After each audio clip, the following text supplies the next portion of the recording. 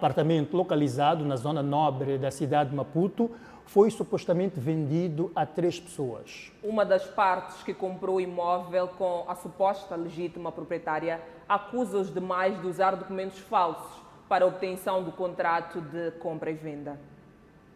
Uma disputa de imóvel na zona nobre, envolvendo 3 pessoas que lutam na justiça para provar a propriedade da casa. Uma das partes diz ter comprado a casa no valor de 18 milhões de meticais com os legítimos proprietários. Um tempo depois, eis que um novo dono surge no processo. Nós adquirimos o imóvel em 2021, certo? E celebrou-se o contrato e tudo mais. Só que depois disso, a posterior, a dona da casa falece. A real dona da casa, né? Depois dela ter falecido, o marido ainda em vida, o processo foi decorrendo, né? Da casa, não sei o que e tal. Só que aparece uma microcrédito, que não vou cá citar o nome, aparece uma microcrédito com documentos falsos, né? Aparece com documentos falsos. O caso seguiu na justiça. Enquanto decorria o processo, o segundo dono teria vendido a mesma casa para uma terceira pessoa. Segundo a vítima, um dos elementos constatados é a adulteração das idades, ou seja, a legítima proprietária aparece no segundo processo com idade inferior. Quando no tribunal, o que acontece? A microcrédito vende a casa enquanto o processo estava a decorrer. E quando vende a casa, a gente fica inquieto. Tipo, não é possível se vender uma casa enquanto o processo está a decorrer sobre o tribunal, né? Então nós fizemos o quê? Tomamos a casa de volta, porque a casa já não está em nome da microcrédito. Agora está em nome de uma outra pessoa e nós nem sabemos sequer como é que celebrou-se o contrato, como é que a falecida assinou, porque a falecida foi em 2020.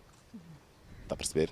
E diz não entender como foi possível adquirir o contrato de compra e venda, mesmo existindo um incidente de falsidade, segundo o documento abaixo. Todos os dias eram apelos, não sei o que, só que eles venderam a casa e mesmo a própria que comprou a casa não chegou de ocupar a casa.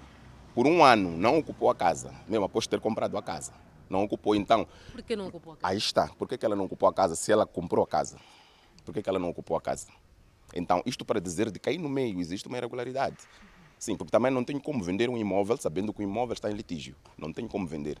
E também não tenho como ter documentos, né? Assinatura de um falecido, 2 anos ou 1 ano após a pessoa ter falecido. Não tenho como ter assinatura. Um dos vizinhos diz-se surpreso com os demais donos que os considera desconhecidos. Mas eu conheço como proprietário desta casa, além dos antigos, né? A senhora que eu conheci, que já não está em vida, mas eu conheço o Florencio e ele viveu aqui desde 2021 até a data. E eu confirmo porque eu também convivi aqui com ele, né? Somos amigos e irmãos e eu sempre estive aqui.